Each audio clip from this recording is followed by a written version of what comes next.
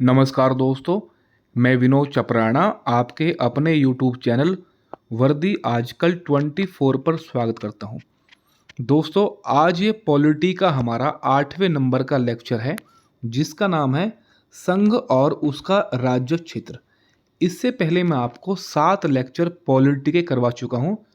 अगर आपने वो नहीं देखे हैं तो एक प्लेलिस्ट है वर्दी आजकल 24 चैनल पर, आप भाई जाओ और जाके पहले उन 7 लेक्चरों को देखो आराम से, फिर आप इस लेक्चरों को आप देखना।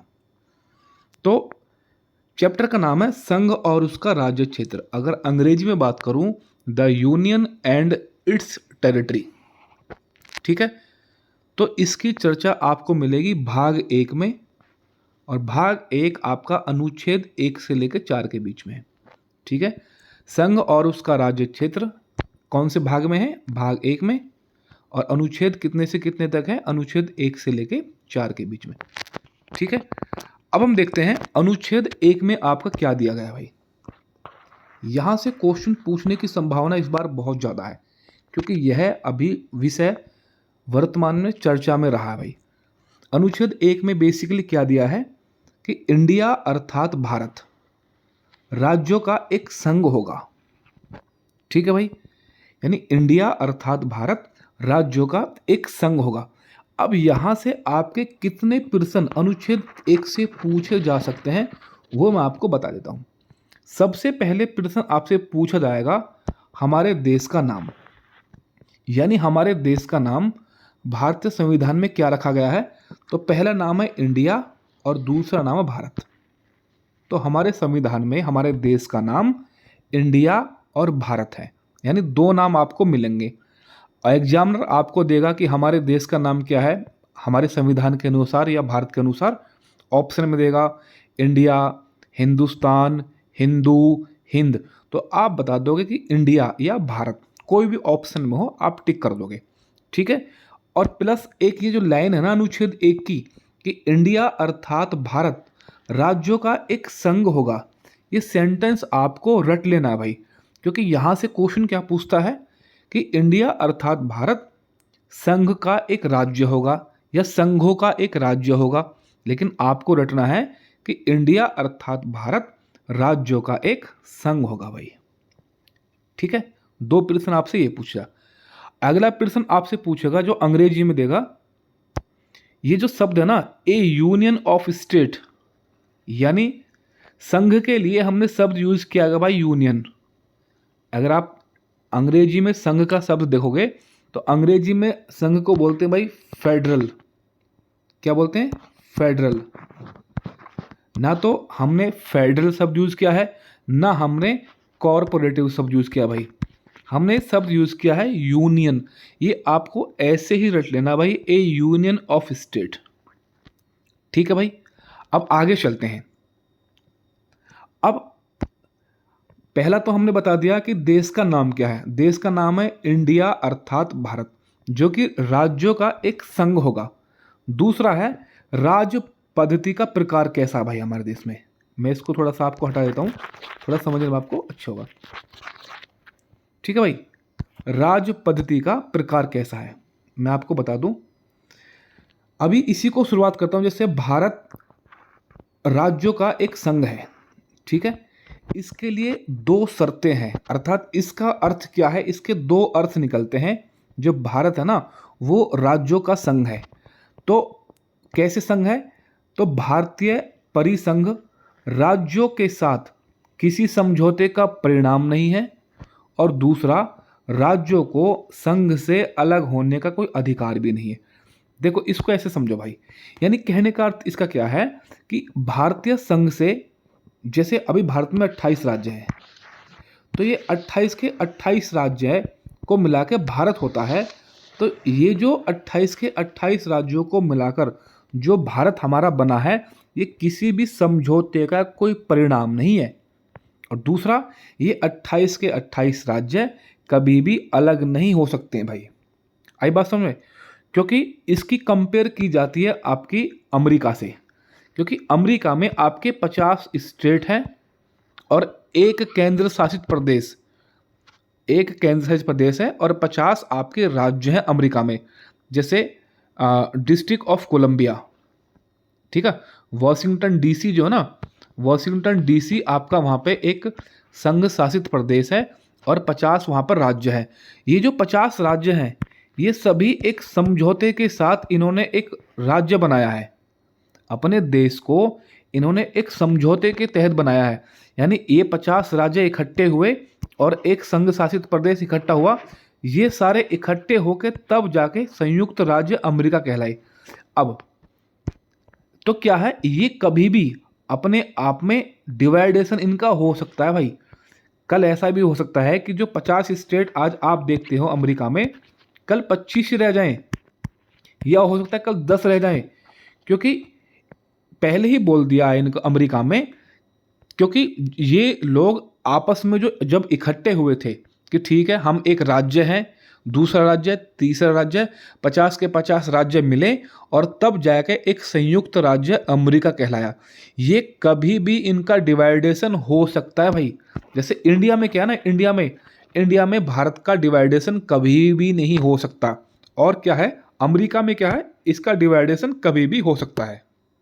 अगर मैं देखूं कि आपने अमेरिका और इंडिया से भाई क्या सीखा इस बात को लेके, जैसे मैंने बताया कि इंडिया में जो है 28 राज्य हैं, अमेरिका में जो है आपके 50 स्टेट है, और आपका एक केंद्र शासित प्रदेश अमेरिका में है और हमारे यहाँ पे 8 केंद्र शासित प्रदेश है।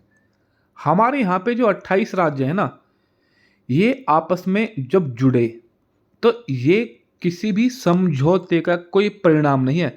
यानी इनका जो समझौता हो रहा है ना, किसी भी मुद्दे पर ये समझौता नहीं हुआ है कि हम किसी परिणाम पे पहुंचेंगे। लेकिन जो 50 राज्य हैं आपके अमेरिका में हैं, इन्होंने एक समझौता किया था कि ठीक है हम 50 राज्य आपस में मिल जाते हैं और एक देश जिसे संयुक्त राज्य अमेरिका कहलाएंगे। लेकिन दूसरा शब्द क्या है, दूसरा शब्द ये भी है कि ये 50 राज्य आपस में कभी भी टूट सकते हैं। लेकिन इंडिया में क्या है ना, इंडिया में ये कभी भी नहीं टूट सकते भाई।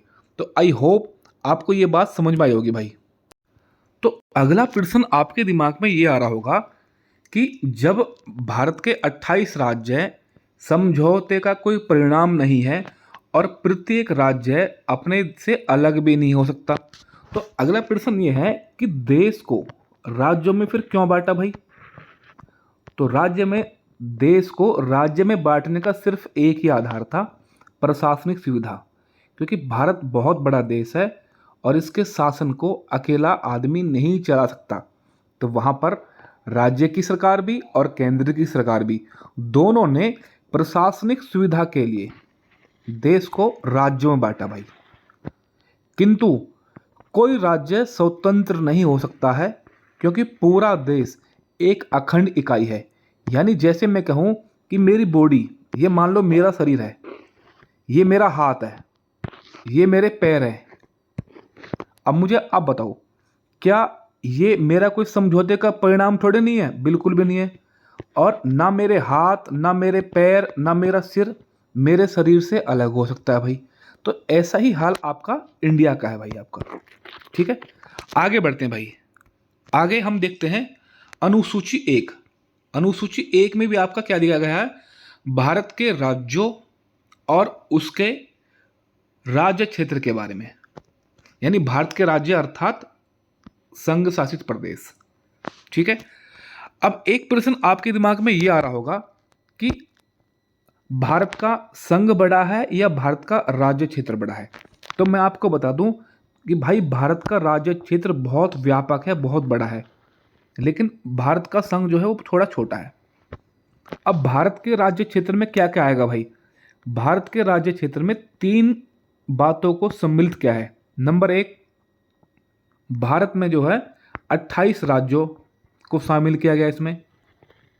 दूसरा, जो आपके 8 केंद्र शासित प्रदेश हैं उनको शामिल किया गया है। तीसरा, ऐसे क्षेत्र जिन्हें किसी भी समय भारत सरकार द्वारा अधिकृत किया जा सकता है।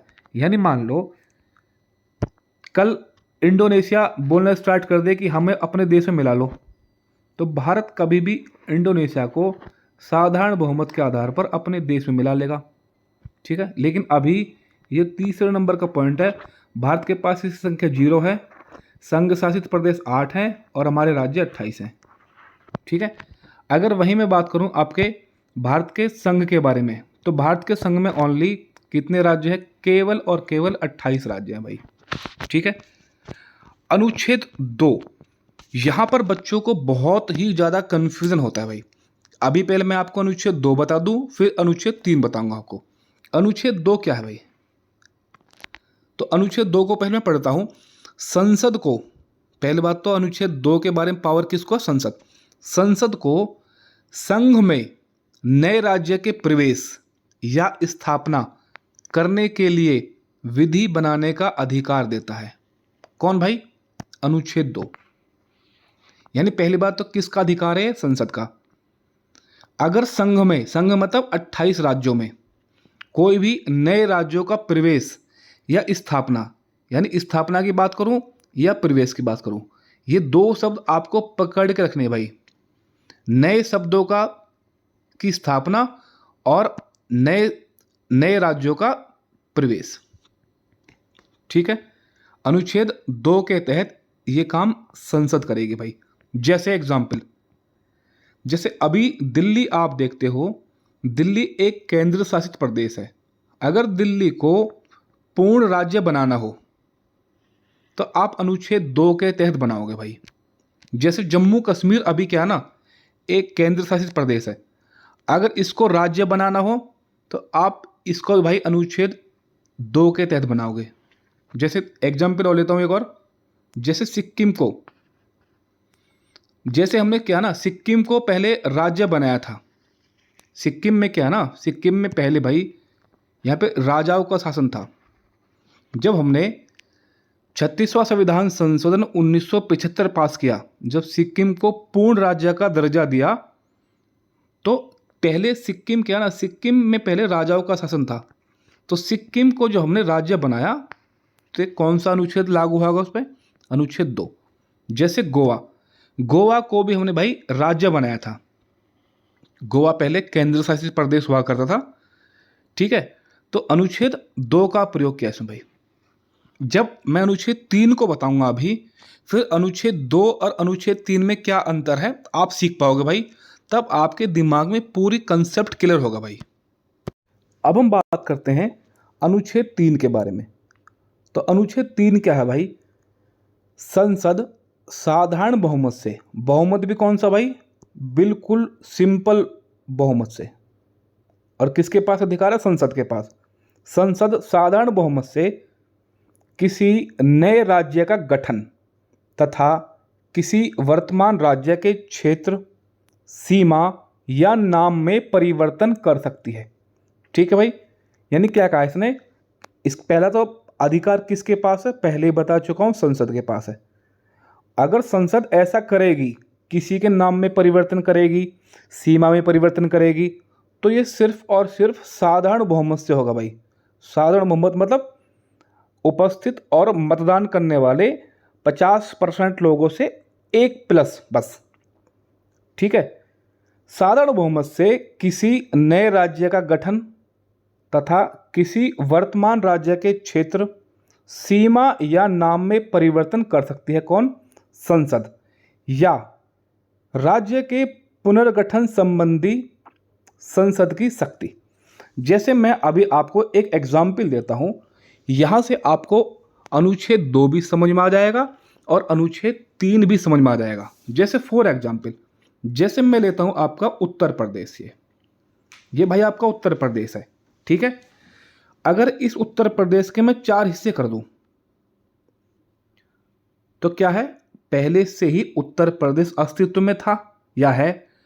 अब मैंने इसी उत्तर प्रदेश के साथ छेड़छाड़ की है, तो ये अनुच्छेद 3 है भाई आपका। ठीक है, अब जैसे दिल्ली है, अब दिल्ली को अगर मैं राज्य बना दूं, तो क्या है ना भाई, दिल्ली तो केंद्र शासित प्रदेश है। अगर संघ क्षेत्र में अगर इसको मैं इंक्लूड कर लूं, इसको मिला लूं, तो ये एक नया राज्य बन जाएगा भाई। तो नया राज्य बनाने की पावर अनुच्छेद 2 में। मान लो दिल्ली अब नया राज्य बन गया, अब दिल्ली को मैं 2 बराबर भागों में काट दूं तो यहां पे भाई अनुच्छेद 3 लागू होगा। ठीक है, यानी अनुच्छेद 2 और अनुच्छेद 3 में छोटा सा अंतर यह है, अनुच्छेद 2 सिर्फ और सिर्फ आपके किसकी बात करेगा, गठन की बात करेगा, गठन, और आपकी स्थापना की बात करेगा। सॉरी, अनुच्छेद 2 स्थापना की बात करेगा आपकी,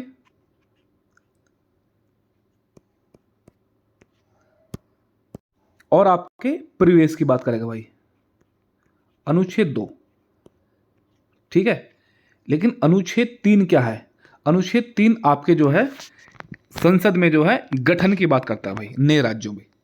तो आई होप आपको ये कंसेप्ट समझ में आया होगा। मैं कुछ एग्जाम्पल और लेता हूं जिससे आपके कंसेप्ट दिमाग में आ जाएंगे भाई। ठीक है, जैसे मैं कहता हूं कि अभी कोई भी राज्य आप उठा लो, जैसे मैं यूपी का एग्जाम्पल ले लेता हूं भाई दोबारा से। यूपी के मान लो 2 भाग होने हैं भाई, अगर यूपी को 2 भाग बराबर भागों में काट दिया जाए तो अनुच्छेद 3 का प्रयोग करूंगा, क्योंकि उत्तर प्रदेश पहले से ही अस्तित्व में है। ठीक है, लेकिन अगर मुझे अभी 28 राज्य हैं, 29वां राज्य बनाना हो, 30वां राज्य बनाना हो, 31वां राज्य बनाना हो, तो मैं अनुच्छेद 2 का प्रयोग करूंगा भाई। तो आई होप आपको सब बातें समझ में आई होगी भाई। ठीक है भाई, अब अनुच्छेद 3 में जो कुछ एग्जाम्पल मैंने लिए भाई, जैसे आपको पता है मध्य प्रदेश से छत्तीसगढ़ का विभाजन हुआ, तो इसमें अनुच्छेद 3 लगा भाई, क्योंकि मध्य प्रदेश ऑलरेडी पहले था भाई, इसका विभाजन कर दिया। उत्तर प्रदेश से उत्तराखंड का विभाजन हुआ, क्योंकि उत्तर प्रदेश पहले से था। बिहार से झारखंड का विभाजन हुआ, क्योंकि बिहार भी पहले से था। आंध्र प्रदेश से तेलंगाना का विभाजन हुआ। तो क्या है, ये हम इसकी नए राज्यों का गठन कर रहे हैं, यानी गठन अर्थात क्या ना, ऑलरेडी पहले से वो राज्य अस्तित्व में है भाई, बस अब उसका गठन करना है। गठन कैसे कर सकता हूं, या तो उसकी सीमा में परिवर्तन करके कर सकता हूं, थोड़ा बढ़ा सकता हूं, उसके कई सारे भाग कर सकता हूं, तो इसे बोलते हैं भाई गठन। ठीक है, अब इसके लिए एक ट्रिक लगा लो, एक फॉर्मूला लगा लो भाई, FIDAA फिदा। एफ मतलब फॉर्मेशन, फॉर्मेशन को हिंदी बोलते हैं गठन करना, यानी नए राज्यों का गठन करना, निर्माण करना। आई मतलब इंक्रीज माने बढ़ाना, यानी किसी राज्य क्षेत्र की सीमा को बढ़ाना। डिक्रीज माने किसी मतलब कम करना, किसी राज्य क्षेत्र को घटाना। ऑल्टर माने परिवर्तन करना, और दूसरा भी ऑल्टर है। परिवर्तन क्या है, किसी राज्य की सीमा में परिवर्तन करना और नाम में परिवर्तन करना। तो ये 5 चीजें आपको याद रखनी है, फॉर्मेशन, इंक्रीज, डिक्रीज, ऑल्टर और ऑल्टर। ठीक है, अब जैसे एग्जाम्पल मैं आपको देता हूं भाई, जैसे मान लो नए राज्यों का निर्माण करना भाई आपको। ठीक है, जैसे नए राज्यों का निर्माण करना आपको, फॉर एग्जाम्पल आपने देखा होगा कि बुंदेलखंड जो है ना, बुंदेलखंड उत्तर प्रदेश और मध्य प्रदेश दोनों स्टेटों में आता है। अगर आगे ऐसा संसद चाहे कि बुंदेलखंड को अलग राज्य बना दिया जाए, जिससे कि आपका उत्तर प्रदेश को और मध्य प्रदेश को जोड़ दिया जाए भाई, ठीक है, तो ये भी आपका कर सकती है कौन, संसद। जब दोनों राज्यों को जोड़ा जाएगा तो जोड़ने में अनुच्छेद 3, भाई 2 राज्यों को जोड़ने का क्या, अनुच्छेद 3 का प्रयोग हो रहा है। अब अगर बुंदेलखंड को नया राज्य बनाया गया तो भाई आपका अनुच्छेद 2 का प्रयोग होगा, क्योंकि नए राज्य बन रहा है भाई आपका। भाई मान लो बुंदेलखंड को 29वां राज्य बनाया जाए तो अनुच्छेद 2 के तहत बनाया जाएगा, नहीं बनाया जाएगा। अब बनाया जाए बुंदेलखंड को, किस क्षेत्र को, किसको तोड़ के बनाया जा रहा है, जोड़ के बनाया जा रहा है, उत्तर प्रदेश और मध्य प्रदेश के क्षेत्र को। तो आई होप 2 और 3 आप समझ पा रहे होंगे। अब इसमें एक शब्द और दिया गया है आपको, जैसे नाम में परिवर्तन। तो नाम में परिवर्तन कैसे, जैसे पहले उड़ीसा था आज ओडिशा है, पहले उत्तरांचल है आज उत्तराखंड है, पहले मैसूर था, आज कर्नाटक है। जैसे पहले मद्रास था, आज तमिलनाडु है। तो ये कौन सा अनुच्छेद है? अनुच्छेद 3। तो आई होप इतने सारे एग्जाम्पल भाई आपके लिए मोर देन सफिशियंट होंगे। तो आप अनुच्छेद 2 और अनुच्छेद 3 को आराम से पढ़ो और एक बार देखो भाई। अब अनुच्छेद 3 का प्रयोग करना हो तो भाई कैसे करेंगे? पहले तो आपको पता चल गई कि अनुच्छेद 3 का प्रयोग किस किस माध्यम से होगा भाई। जैसे फिदा आपको एक फॉर्मूला बताया, किसी नए राज्य का आपका गठन करना हो, किसी की सीमा में परिवर्तन करना हो, सीमा को घटाना हो, नाम में परिवर्तन करना हो, तो ये सब क्या है? अनुच्छेद 3 के तहत होगा। अब अनुच्छेद 3 से संबंधित क्या क्या बातें आपको दिमाग में रखनी भाई, ठीक है भाई। अनुच्छेद 3 से संबंधित क्या क्या बातें आपको दिमाग में रखनी है, तो मैं एक एग्जाम्पल लेके आपको बताता हूं। जैसे मान लो अभी आपका उत्तर प्रदेश है, यूपी, और यूपी के 4 टुकड़े होने हैं, तो स्वाभाविक सी बात है अनुच्छेद 3 का प्रयोग होगा। ठीक है भाई। अब इसी एग्जाम्पल को लेकर मैं इस पूरे सेगमेंट को तैयार करता हूं। अगर मान लो यूपी के 4 टुकड़े होने हैं, तो क्या है, इसके लिए संबंधित विधेयक राष्ट्रपति के पास जाएगा। ठीक है। यानी अगर आप यूपी के 4 भाग करना चाहते हो तो सबसे पहले विधेयक किसके पास जाएगा भाई? सबसे पहले जाएगा राष्ट्रपति के पास भाई। राष्ट्रपति के पास गया, फिर राष्ट्रपति संबंधित राज्य की विधानमंडल के समक्ष प्रस्ताव पर राय पूछेंगे। फिर राष्ट्रपति क्या है ना, राष्ट्रपति उत्तर प्रदेश की विधानमंडल से उत्तर प्रदेश की राय पूछेंगे कि भैया हम आपके राज्य को 4 भागों में तोड़ना चाहते हैं। अब एक प्रश्न, क्या यह प्रथा मूल संविधान में थी? तो भाई नहीं, ये 5वां संविधान संशोधन हुआ था 1955 में, कि जब भी किसी राज्य के विभाजन या अनुच्छेद 3 का प्रयोग जहां भी होगा, वहां सबसे पहले राष्ट्रपति के पास ये विधेयक जाएगा। राष्ट्रपति फिर उस राज्य की विधानमंडल के पास प्रस्ताव भेजेंगे राय के लिए। ये मूल संविधान में बिल्कुल भी नहीं थी भाई आपकी प्रथा, लेकिन इसको 5वें संविधान संशोधन 1955 के तहत जोड़ा था। ठीक है भाई। अब क्या होगा आगे चल के, थोड़ा सा निमाड़ देता हूं।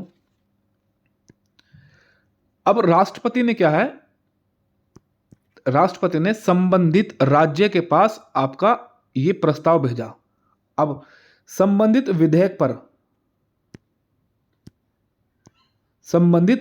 पर राज्य विधानमंडल की क्या शक्ति है भाई आपकी? संबंधित विधेयक पर राज्य विधानमंडल की क्या शक्ति है भाई? राज्य के पास अब 2 ऑप्शन है, या तो संबंधित विधेयक को राज्य विधानमंडल स्वीकार कर ले, या तो वे ये कहती चलो ठीक है राष्ट्रपति जी आप जब ऐसा चाहते हो तो ठीक है कर लो, या राज्य विधानमंडल संबंधित विधेयक को स्वीकार ना करे। तो अब क्या होगा, जब स्वीकार अगर ये नहीं करती है, मान लो अगर ये इसको बोल देती है कि हम नहीं चाहते हैं, तो क्या राज्य की बात सुनी जाएगी? तो भाई राज्य की बात बिल्कुल भी नहीं सुनी जाएगी।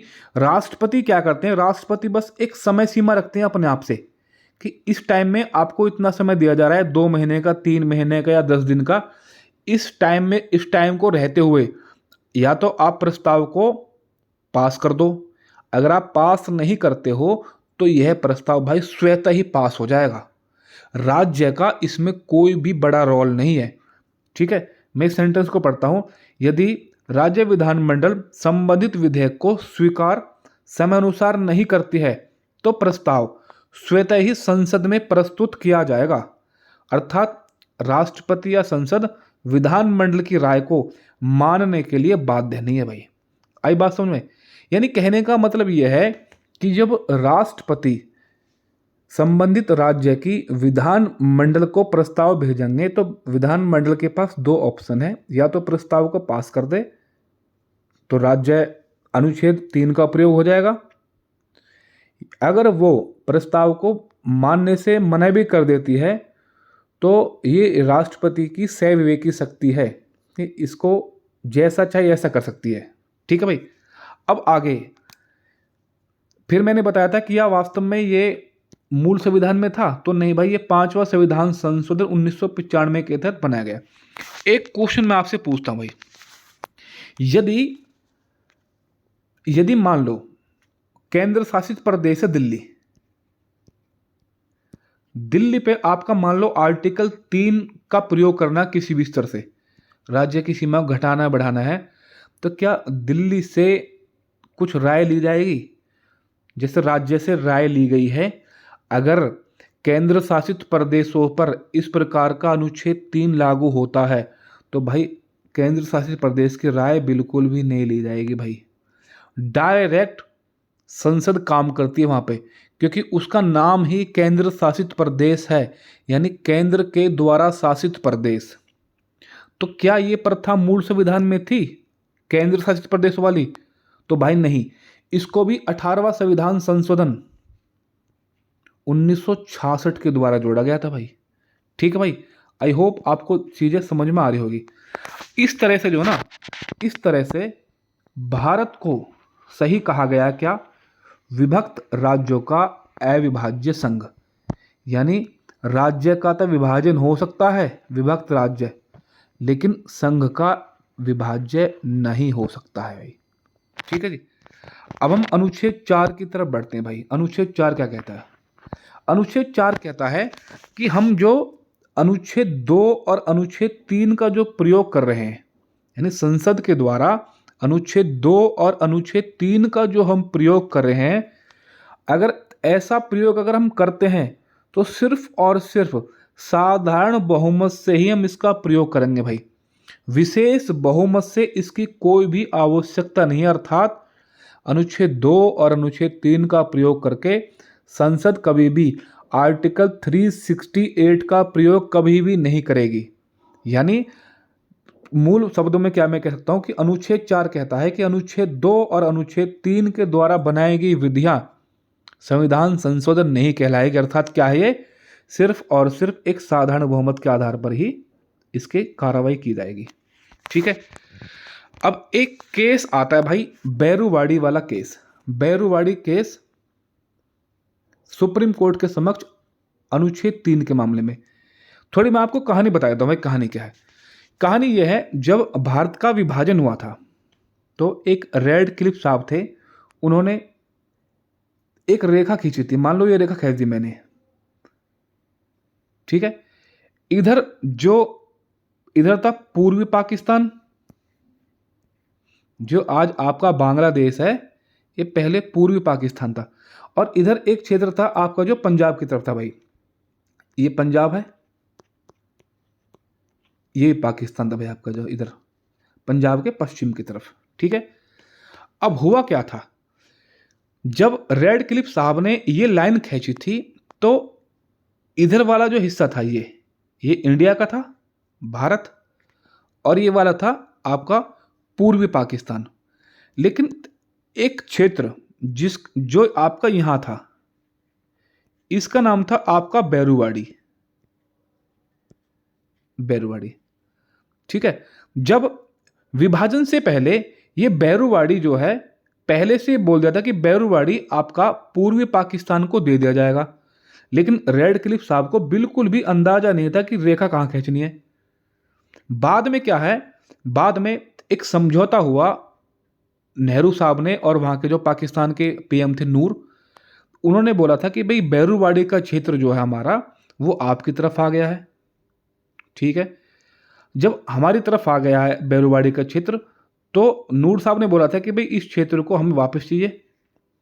तो हमारे, आपको पता है, प्रधानमंत्री जो बहुत लिबरल टाइप के थे, बहुत ही ज़्यादा उदारवादी थे, इन्होंने कहा था चल ठीक है भाई, संसद जब भी साधारण बहुमत के तहत इस काम को करती है, तो इन्होंने कहा था कि चलो ठीक है, हम साधारण बहुमत के तहत इस क्षेत्र को आपको वापस कर देते हैं। लेकिन क्या है, जनता प्रधान है, जनता ने बोला कि हम अपने देश का हिस्सा कैसे दे सकते हैं। तो ये केस चला गया आपका भाई सुप्रीम कोर्ट में।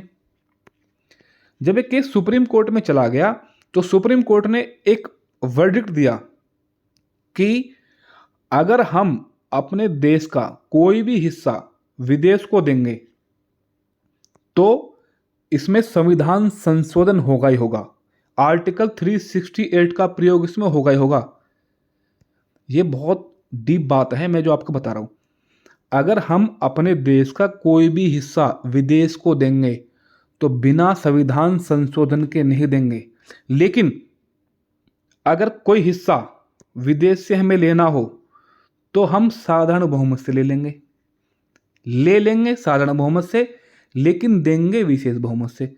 अब यही मैं आपको बताना चाह रहा हूं भाई। तो मैं पढ़ता हूं भाई इसको। बैरूवाड़ी केस वर्सेस सुप्रीम कोर्ट का अनुच्छेद 3 के मामले में क्या वर्डिक्ट था। इसमें कहा गया, बैरूवाड़ी मामले में सर्वोच्च न्यायालय के समक्ष राय के लिए यह प्रश्न आया कि अनुच्छेद 3 के अंतर्गत राज्यों के क्षेत्रों और सीमाओं में परिवर्तन की संसद की शक्ति में क्या किसी राज्य या उसके भूभाग को किसी विदेशी राज्य को दे सकते हैं या सौंप सकते हैं, जो मैंने आपको ऊपर बताया। अब अगला प्रश्न फिर उठा कि भारतीय भूभाग को विदेश में देने की संसद की शक्ति के बारे में सुप्रीम कोर्ट ने अनुच्छेद 3 में क्या निर्णय दिया। तो न्यायालय ने कहा कि संसद भारतीय भूभाग को विदेशों को भी दे सकती है, लेकिन इसके तहत अनुच्छेद 368 के तहत संविधान संशोधन करना ही होगा, ना कि साधारण बहुमत से। यानी अगर हमें कोई भी क्षेत्र विदेशों को देना है तो भाई हम बिना संविधान संशोधन के यानी 368 का प्रयोग किए हम नहीं दे सकते भाई।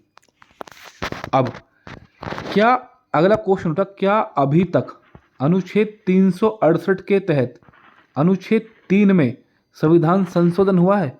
यानी क्या हमने अनुच्छेद 3 का प्रयोग विदेशों के लिए कभी किया है ना किया है? तो भाई इसके लिए हमने 2 बार अनुच्छेद 3 में संविधान संशोधन किया है, या अनुच्छेद 3 का प्रयोग जो हमने विदेशों के लिए 2 बार किया भाई। कैसे? एक है आपका 9वां संविधान संशोधन। आपका 9वें संविधान संशोधन में कौन सी बातें थी? संसद द्वारा 9वां संविधान संशोधन पास करके यानी 1960 में बैरूवाड़ी संघ क्षेत्र को पाकिस्तान को सौंप दिया भाई। यानी ये वही बात है, जो बैरूवाड़ी क्षेत्र इंडिया में था अब हमने वो पाकिस्तान को सौंप दिया। कौन सा संविधान संशोधन के तहत? 9वें संविधान संशोधन 1960 के तहत। यही एक 100वां संविधान संशोधन हुआ था 2015 में। 100वां संविधान संशोधन 2015 के तहत 111 क्षेत्र थे जो बांग्लादेश के थे, वो हमने बांग्लादेश को सौंप दिए थे। ये क्या था भाई? इन क्षेत्रों को हम बोलते हैं एनक्लेव, अर्थात ऐसे क्षेत्र जो मान लो ये बांग्लादेश आपका और ये आपका भारत है, ठीक है। ये बांग्लादेश के क्षेत्र भारत में थे कितने? 111, और भारत के क्षेत्र थे कितने? 51। हमने ये जो क्षेत्र हैं ये क्षेत्र हमने दे दिए थे बांग्लादेश को, क्योंकि ये भारत की सीमा में थे भाई। लेकिन इन पे राज भारत कर रहा था, लेकिन बांग्लादेश की सीमा के बाहर थे, भारत की सीमा में थे। लेकिन कुछ हमारे क्षेत्र 51 क्षेत्र ये क्षेत्र में किसके थे? बांग्लादेश के क्षेत्र में थे। तो हमने क्या किया, आपको पता है अगर हम किसी क्षेत्र को दूसरे देश को देंगे तो एक संविधान संशोधन पास करना पड़ेगा। तो हमने एक 100वां संविधान संशोधन पास किया था, जिसके तहत हमने 111 क्षेत्र 111 एनक्लेव क्षेत्र आपके बांग्लादेश को दिए थे। लेकिन जो हमने 51 क्षेत्र लिए हैं, आपको पता है हम साधारण बहुमत से इन क्षेत्रों को ले लेते हैं भाई। ये तो था आपका अनुच्छेद 1, 2, 3 और 4 भाई। आई होप आप इनको समझ पाए। अब क्या है, हमने अब इनका प्रयोग कहाँ कहाँ दोबारा किया था।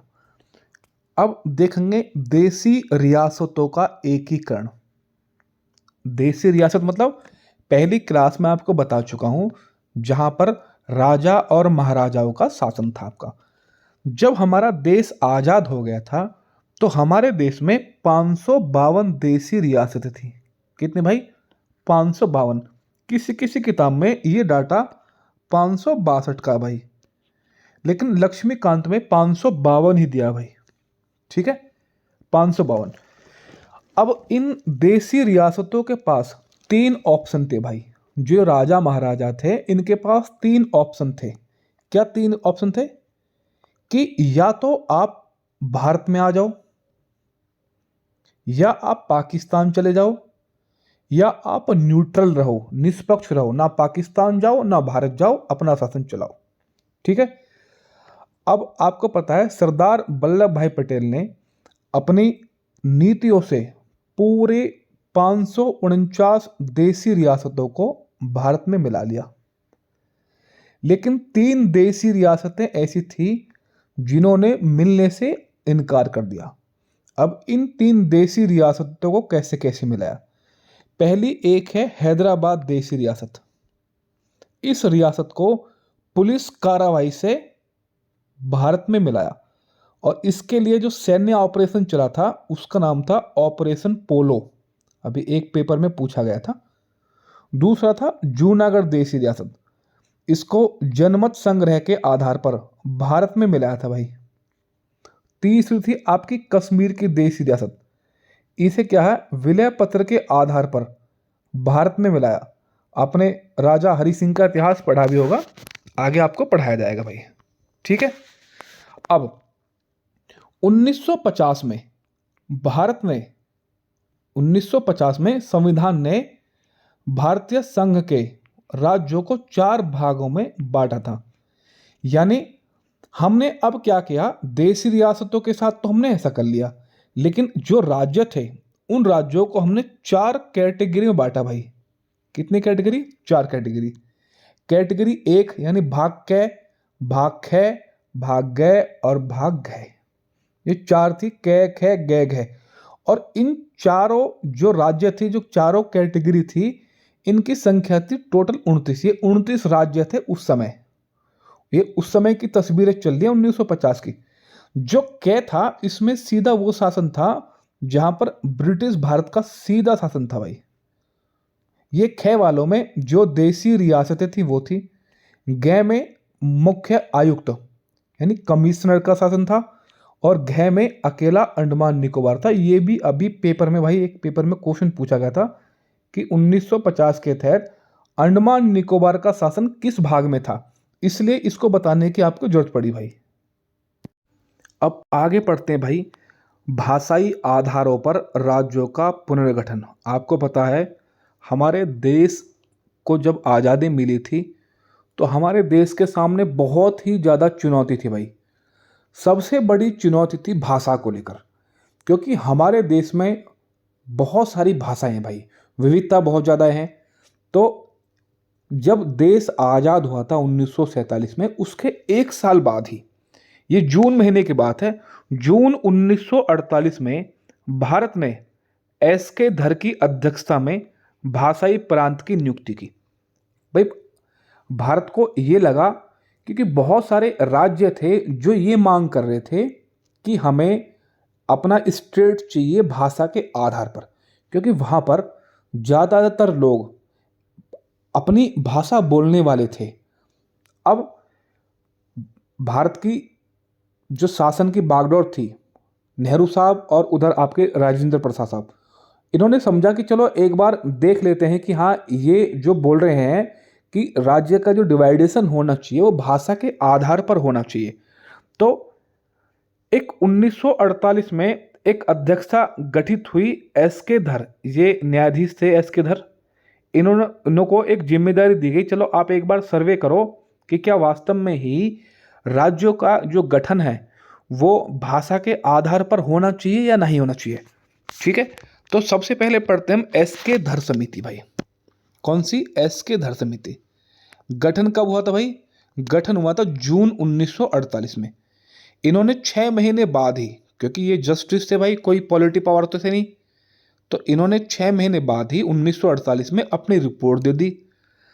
इसमें क्या, इसमें जो अध्यक्ष थे एस.के. धर साहब, ये टोटल 4 मेंबर थे भाई। कितने मेंबर? 4 मेंबर। अब इन्होंने क्या सिफारिश दी? जब इन्होंने सर्वे किया है, एस.के. धर साहब ने जब सर्वे किया तो इन्होंने कहा कि राज्यों का गठन जो ना वो प्रशासनिक आधार पर होना चाहिए, ना कि भाषा के आधार पर। अब क्या है ना, दंगे होना स्टार्ट हो गए, भूख हड़ताल होना स्टार्ट हो गई।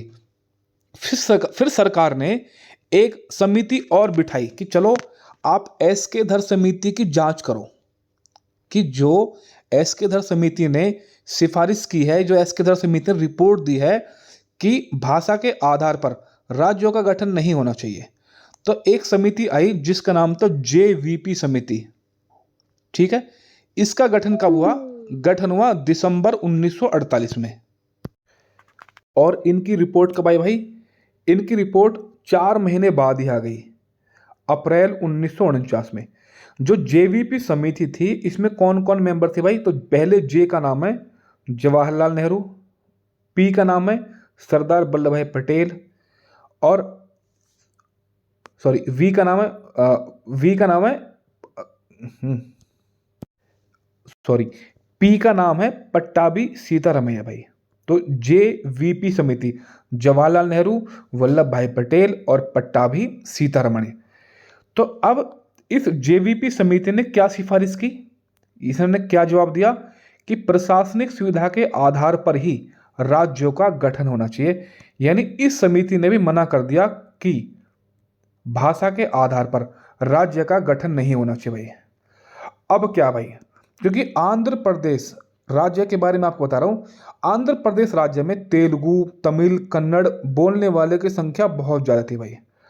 अब आंध्र प्रदेश में क्या है, जब इन दो समितियों ने लगातार मना कर दी कि प्रशासनिक आधार पर ही राज्यों का गठन होना चाहिए, तो आंध्र प्रदेश में भूख हड़ताल होना स्टार्ट हो गई, अनशन होने स्टार्ट हो गए, दंगे होने स्टार्ट हो गए।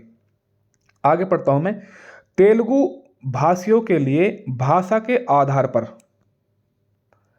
अलग राज्यों के गठन की मांग का समर्थन करते हुए पोटी श्री रामलल्लू ने आमरण अनशन प्रारंभ कर दिया, जिनकी 56 दिनों के बाद 15 दिसंबर 1952 को मृत्यु हुई। यानी पोटी रामलल्लू ने जो है 56 दिन की भूख हड़ताल के बाद 15 दिसंबर 1952 को मृत्यु होगी। ये चाहते थे कि तेलुगु भाषा के आधार पर आंध्र प्रदेश का गठन होना चाहिए। अब क्या निर्णय हुआ, क्या निष्कर्ष पहुंचा? निष्कर्ष ये हुआ, चलो श्री रामलल्लू की मृत्यु हो गई, तो अब सरकार पे क्या प्रभाव हुआ? प्रधानमंत्री जवाहरलाल नेहरू ने तेलुगु भाषियों के लिए अलग राज्य आंध्र प्रदेश की गठन की घोषणा कर दी, जिसका गठन 1 अक्टूबर 1953 को हो गया भाई। और आंध्र प्रदेश भाषा के आधार पर गठित होने वाला पहला राज्य था भाई। कब इसका गठन हुआ भाई? 1 अक्टूबर 1953। और ये बात भी दिमाग में रखनी है कि आंध्र प्रदेश राज्य ऐसा था जो भाषा के आधार पर गठित होने वाला पहला राज्य था। जब आंध्र प्रदेश को भाषा के आधार पर राज्य बना दिया, तो भाई अब सभी राज्यों में होड़ लग गई भाई। जो पास के जितने भी राज्य थे उन्होंने भी होड़ लगा ली कि अब हमें भी डिवाइडेशन चाहिए भाषा के आधार पर ही। यानी मैं दूसरे शब्दों में कहूं, यहाँ पे बिल्कुल तस्वीर साफ हो चुकी थी कि अब राज्यों का गठन भाषा के आधार पर ही होगा। बिल्कुल तस्वीर हो चुकी थी, बिल्कुल क्लियर। अब आगे क्या है? तेलुगु भाषियों के लिए पृथक राज्यों के गठन के पश्चात अन्य भाषा भाषियों द्वारा अलग राज्यों की मांग तेज हो गई।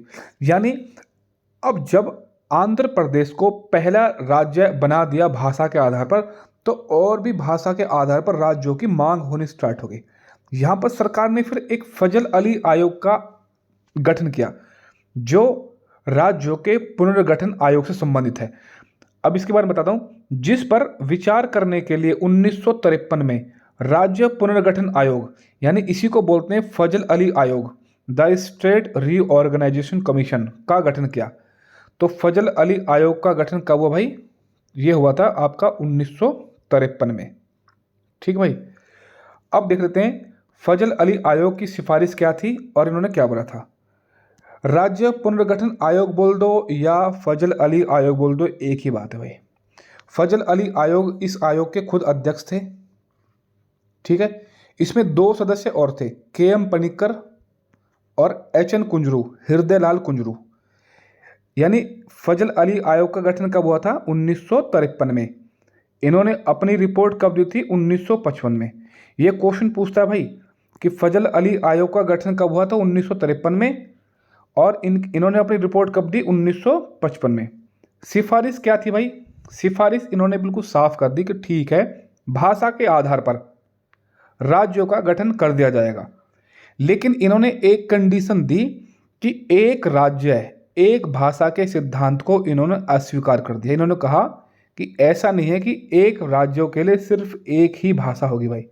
जैसे मान लो अगर मैं कह लूँ गुजरात राज्य है, बस गुजरात राज्य में गुजराती बोलने वाले ही होंगे और कोई नहीं होगा, तो इन्होंने ऐसे बात को अस्वीकार कर दिया बिल्कुल भाई। जो जब फजल अली आयोग ने जो है 1955 में अपनी रिपोर्ट दी, तो रिपोर्ट के बाद क्या हुआ? इसके एक साल बाद राज्य पुनर्गठन अधिनियम पास हो गया, जो 1953 में जो फजल अली आयोग बना था, अब ये आयोग अधिनियम बन गया भाई। ठीक है, राज्य पुनर्गठन आयोग जो है वो अधिनियम बन गया, जो कहलाया राज्य पुनर्गठन अधिनियम 1956। ठीक है, अब इस राज्य पुनर्गठन 1956 ने क्या किया? यानी अब राज्यों का दोबारा से गठन होगा, यानी पुनर्गठन होगा। ठीक है, अब इस अधिनियम के आधार पर, किसके आधार पर? राज्य पुनर्गठन अधिनियम 1956 के आधार पर जो राज्य की 4 श्रेणी मैंने आपको बताई थी, कै, खे, गे, घे, जहां पे 29 राज्य थे, अब इनको खत्म कर दिया भाई। यानी ये जो आपकी फजल अली आयोग के आधार पर जो एक अधिनियम बना था 1956 का अधिनियम, इस अधिनियम ने सबसे पहला क्या काम किया कि जो 4 श्रेणी थी राज्यों के आधार पर, के, खे, गे और घे, भाई इसको समाप्त कर दिया। इसके साथ साथ क्या किया? इसके साथ साथ 14 राज्यों और 6 केंद्र शासित प्रदेशों का गठन किया। तो सबसे पहले कितने राज्यों का गठन हुआ? 14 राज्य और कितने केंद्र शासित प्रदेश थे? तो भाई 14। अब आपके दिमाग में एक प्रश्न आना चाहिए कि जो 4 श्रेणी थी, के, खे, गे और घे, क्या इन्हें स्वतः ही समाप्त कर दिया गया या कोई संविधान संशोधन था? तो भाई एक संविधान संशोधन पास हुआ, 7वां संविधान संशोधन 1956। इसके तहत ये जो 4 श्रेणी थी, के, घे, गे, इसको समाप्त किया गया था भाई। तो मैं कह सकता हूं कि शुरुआत में कितने राज्य और केंद्र शासित प्रदेशों का गठन हुआ? पुनर्गठन, तो 14 राज्य और 6 केंद्र शासित प्रदेशों का पुनर्गठन हुआ था भाई शुरुआत में। अब मैं देखता हूं ये 14 राज्य कौन से थे। ठीक है जी भाई, सबसे पहला आंध्र प्रदेश मैंने आपको बता दिया, दूसरा आसाम, तीसरा बिहार, चौथा बम्बई, 5वां जम्मू कश्मीर, छठा केरल, 7वां मध्य प्रदेश, 8वां मद्रास, 9वां मैसूर, 10वां उड़ीसा, 11वां पंजाब, 12वां राजस्थान, 13वां उत्तर प्रदेश और 14वां भाई आपका पश्चिम बंगाल। ये तो आपके हो गए 14 राज्य भाई। केंद्र शासित प्रदेश कौन कौन से थे भाई? अंडमान निकोबार, दिल्ली, हिमाचल प्रदेश, लक्षद्वीप, मिनिकॉय और अमिनदीप, मणिपुर और आपका त्रिपुरा। ये थे आपके 14 राज्य और आपके 6 केंद्र शासित प्रदेश। ठीक है, अब एक समिति पूछता है भाई आपसे, बहुत ज़्यादा इंपॉर्टेंट है ये, बटलर समिति। कौन सी समिति? बटलर समिति 1927 में गठित हुई थी। ये किससे संबंधित है? ये मोस्ट आपका जो है देशी रियासतों से संबंधित है, यानी भारत सरकार तथा देशी रियासतों के बीच में संबंध को स्थापित करने के उद्देश्य से बनाई थी बटलर समिति। मैंने भी आपको बताया था कि 14 राज्य और 6 केंद्र शासित प्रदेशों का सबसे पहले पुनर्गठन हुआ। अब 15वां राज्य था आपका गुजरात, जिसका पुनर्गठन हुआ। ये गुजरात 1960 में बना था, जिसको बम्बई से अलग किया गया था, मुंबई से, क्योंकि ये गुजरात में गुजराती बोलने वालों की संख्या ज़्यादा थी। 16वां राज्य कौन सा बना? नागालैंड। 1963 में हुआ था असम से अलग। फिर हरियाणा को अलग किया गया 1966 में, किससे? पंजाब से अलग करके। हिमाचल प्रदेश कब बना? 1971 में बना। आगे मेघालय, मणिपुर और त्रिपुरा कब बने? 1972 में। सिक्किम, मोस्ट इंपॉर्टेंट भाई, सिक्किम को बहुत पूछता भाई। सिक्किम बना 16 मई 1975, इसकी डेट लिख रखी है भाई, ये याद करनी है। और सिक्किम क्या राज्य था आपका? 22वां राज्य है, ठीक है। और सिक्किम के लिए 2 संविधान संशोधन इंपॉर्टेंट है। पहला 35वां संविधान संशोधन 1974, यहाँ पर सिक्किम को अभी एसोसिएट स्टेट बनाया गया था, सह राज्य का दर्जा प्राप्त हुआ था सिक्किम को। लेकिन फिर 36वां संविधान संशोधन पास हुआ 1975 में, यहाँ सिक्किम को पूर्ण राज्य बना दिया, यानी ऊपर अभी राज्य 35वें संविधान संशोधन के तहत। लेकिन जब 36वां संविधान संशोधन 1975 पास हुआ, तब इसको आपका पूर्ण राज्य बना दिया और सिक्किम क्या राज्य था आपका? 22वां राज्य। अब आपका मिजोरम और अरुणाचल प्रदेश को बनाया, ठीक है। फिर गोवा, गोवा क्या राज्य था आपका? 25वां राज्य। ये कब बना था भाई? 30 मई 1987। क्या किसी संविधान संशोधन के तहत? तो हाँ, 56वां संविधान संशोधन 1987 द्वारा गोवा को 25वां राज्य बनाया गया था, ठीक है। लेकिन 22वां राज्य कौन सा था भाई? सिक्किम। 36वां संविधान संशोधन। अब 3 स्टेट सन 2000 बने थे, छत्तीसगढ़, उत्तराखंड और आपका झारखंड। छत्तीसगढ़ 1 नवंबर 2000, उत्तराखंड 9 नवंबर 2000 और झारखंड 15 नवंबर सन 2000। छत्तीसगढ़ मध्य प्रदेश से कट के बना था, उत्तराखंड उत्तर प्रदेश से कट के बना था और झारखंड बिहार से कट के बना था।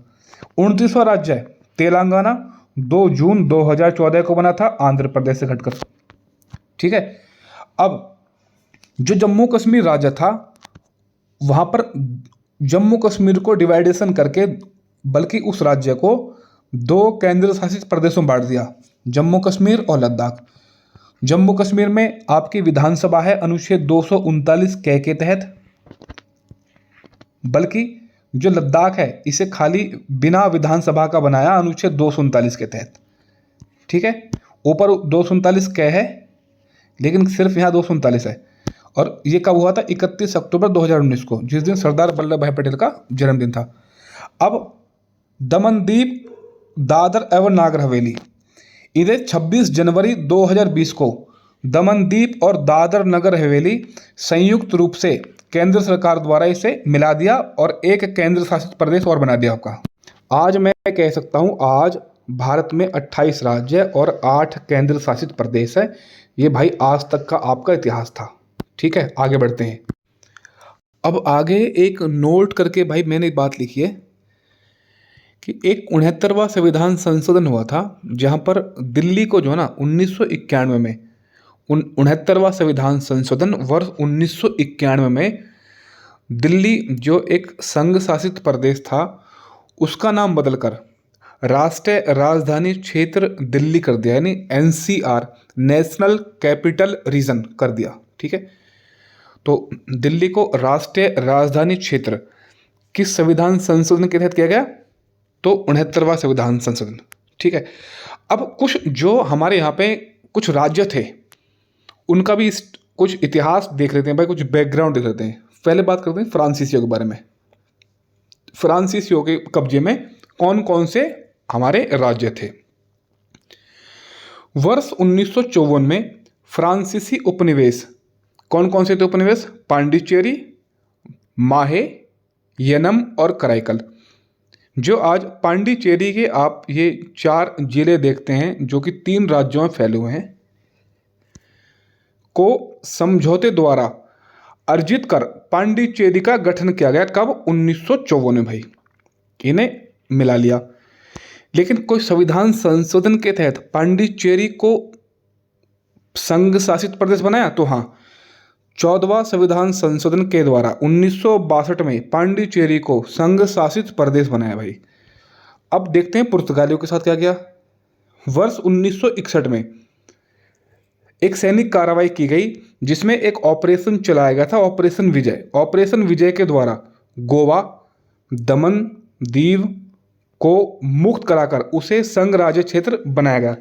यानी ये जो ना, जैसे गोवा, दमन, दीव ये पुर्तगालियों के क्षेत्र में थे आपके, क्योंकि आपको पता है गोवा को 1510 में यूसुफ आदिल शाह के द्वारा जीता गया था। यानी 1961 तक गोवा भारत के मतलब पुर्तगालियों के उपनिवेश में रहा था। जब इतिहास में आप एक क्वेश्चन पढ़ते हो कि वह कौन सी पावर थी जो सबसे पहले आई भारत में और सबसे लास्ट में गई, तो भाई वो पुर्तगाली थे, क्योंकि 1961 में इन्होंने गोवा को छोड़ा था भाई। आगे भाई कुछ परीक्षा दृष्टि की बात करते हैं। जैसे भारत के राज्यों और उसके राज्य क्षेत्र को किस अनुसूची में वर्णित किया गया? तो अनुसूची फर्स्ट में भारत के राज्य क्षेत्र में कौन कौन से क्षेत्र आते हैं? राज्य क्षेत्र में तो कौन कौन से आते हैं भाई? राज्य के क्षेत्र में जो भारत के संघ राज्य क्षेत्र है, और एक भारत का राज्य क्षेत्र, दूसरा भारत के द्वारा अर्जित क्षेत्र। यानी 28 राज्य, 8 संघ शासित प्रदेश और अभी अर्जित क्षेत्र बिल्कुल 0। किसी राज्य के क्षेत्र नाम या सीमा में परिवर्तन करने वाला विधेयक किसकी सिफारिश पर संसद में प्रस्तुत किया जाता है? तो आंसर है भाई राष्ट्रपति। क्या ये मूल संविधान में प्रथा थी? तो नहीं, 5वां संविधान संशोधन होता भाई इसके तहत। अगला, संविधान के किस अनुच्छेद के तहत भारत को राज्यों का संघ घोषित किया गया? तो अनुच्छेद 1 के तहत, बता चुका हूं भाई। किसने कहा है कि भारतीय संविधान सर्वप्रथम एवं प्रमुख रूप से एक सामाजिक दस्तावेज है? तो जी ऑस्टिन का एक कथन है। भारत में किसकी सर्वोच्चता स्थापित की गई है? यानी सर्वोच्च कौन है? तो भाई संविधान सर्वोच्च है। अगला क्वेश्चन, किसी राज्य के नाम, सीमा या क्षेत्र में परिवर्तन करने वाले विधेयक को राष्ट्रपति किसकी राय के लिए प्रेषित करता है? तो उस संबंधित राज्य के विधानमंडल की, यानी जिसके साथ अनुच्छेद 3 की कार्रवाई होनी है। संसद किसी नए राज्य का निर्माण, संघ में प्रवेश या नाम आदि में परिवर्तन किस प्रकार के बहुमत से कर सकता है? तो साधारण बहुमत। लेकिन अगर किसी को देगा अपना क्षेत्र तो विशेष बहुमत। संसद किस प्रकार किसी भारतीय भूभाग को किसी अन्य देश को सौंप सकता है? तो भाई संविधान में संशोधन करके। ठीक है। 9वें संविधान संशोधन का संबंध किस मामले से है? तो बहरुवाड़ी मामले से। कब हुआ था? 1960 में। 9वें संविधान संशोधन द्वारा भारत ने कौन सा राज्य क्षेत्र पाकिस्तान को सौंप दिया? तो बहरुवाड़ी राज्य। कब? 1960 में। डॉक्टर राजेंद्र प्रसाद द्वारा किसकी अध्यक्षता में 4 सदस्यीय भाषा प्रांत आयोग का गठन किया गया? तो न्यायमूर्ति श्री एस के धर की अध्यक्षता में 4 मेंबर थे। कांग्रेस कार्य समिति द्वारा राज्यों के पुनर्गठन पर सुझाव हेतु गठित जेवीपी समिति जवाहरलाल नेहरू, वल्लभ भाई पटेल और पट्टाभी सीतारमन समिति ने क्या सुझाव दिया? इन्होंने दिया कि भाषाई आधार राज्यों के पुनर्गठन की मांग को अस्वीकार कर दिया, किंतु उसके साथ यह भी सुझाव दिया कि इस संदर्भ में व्यापक जन आग्रह पर विचार किया जाए। यानी कहने का मतलब है इन्होंने प्रशासनिक आधार को ही ढांचा माना कि प्रशासनिक आधार पर ही राज्यों का गठन होना चाहिए। तमिल भाषियों के लिए अलग राज्य की मांग करते हुए आमरण अनशन के कारण किसकी मृत्यु हो गई? तो पोटी श्री रामुलु की 53 दिन की भूख हड़ताल के बाद 15 दिसंबर 1952 को इसकी मृत्यु हो गई। ठीक है भाई। आगे प्रश्न देखते हैं।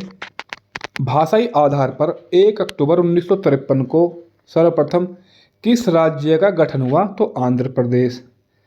1953 में किसकी अध्यक्षता में राज्य पुनर्गठन आयोग गठित किया गया? तो फजल अली की अध्यक्षता में। इसके अन्य 2 मेंबर भी थे, के.एम. पणिक्कर और एच.एन. कुंजरू। राज्य पुनर्गठन अधिनियम 1956 द्वारा कितने राज्यों और संघ शासित प्रदेशों का गठन किया गया? तो 14 राज्य और 6 संघ शासित प्रदेश। आगे, मूल संविधान में राज्यों को कितने वर्गों में विभाजित किया गया था? तो 4 वर्गों में, क, ख, ग और घ। ये टोटल 29 स्टेट थे भाई। 7वां संविधान संशोधन किससे संबंधित है? राज्यों के पुनर्गठन से। यानी इनका गठन करके ये कै खे गै गह इनको समाप्त कर दिया था। समझौते द्वारा अर्जित फ्रांसीसी उपनिवेश में 1962 में कौन सा संघ शासित प्रदेश बनाया गया? तो पांडिचेरी। कौन सा संविधान संशोधन हुआ था? आप बताओगे भाई। गुजरात का 15वें राज्य के रूप में गठन कब तथा किससे पृथक कर बनाया गया था, यानी किससे अलग करके? तो 1960 में गठन हुआ था और महाराष्ट्र से अलग करके बनाया था, क्योंकि यहाँ पर गुजराती बोलने वाले लोग थे। भारत के 26वें राज्य के रूप में छत्तीसगढ़ का गठन कब हुआ? 1 नवंबर 2000 को। 27वां राज्य उत्तराखंड बना 9 नवंबर 2000 को। 28वां राज्य झारखंड बना 15 नवंबर 2000 को। वर्तमान में भारत के कुल कितने राज्य और संघ शासित प्रदेश है? तो 28 राज्य और 8 संघ शासित प्रदेश। भारत की स्वतंत्रता के समय यहाँ कुल कितनी देशी रियासतें थीं? तो भाई 562 है, लेकिन मैं बता रहा हूँ कि पेपर में अगर 552 आए तो भाई आपको 552 टिक करना है, क्योंकि 552 ही आपकी जो डाटा एम लक्ष्मीकांत का वो सही है। और कितने स्वेच्छा से विलय कर लिया? तो 559 इसमें दे रखा है, लेकिन आपको 549 लगाना ऑप्शन में आए तो। जूनागढ़ देशी रियासतों को कैसे मिलाया? जनमत संग्रह। हैदराबाद को कैसे मिलाया? पुलिस कार्रवाई ऑपरेशन पोलो चलाया था। ब्रिटिश काल में सर्वप्रथम 1912 में भाषाई आधार किन 3 राज्यों का गठन किया गया था? तो बिहार, उड़ीसा और असम। तो भाई ये आपका क्वेश्चन आंसर का सेगमेंट भी खत्म हो गया। जितने भी क्वेश्चन इस चैप्टर से आ सकते थे और जितने भी थ्योरी सेक्शन था इस चैप्टर के अकॉर्डिंग, वो मैंने सारा करा दिया भाई 3 किताबों से, लक्ष्मीकांत और आपकी लूसेंट, आपकी परीक्षावाणी, प्लस 35 सालों के पेपर को भी इसी में मैंने भाई इंक्लूड कर दिया। तो भाई अगर आप कोई भी सुझाव इस वीडियो के तहत चाहते हो तो कमेंट में आप बताओ। धन्यवाद। जय हिंद दोस्तों।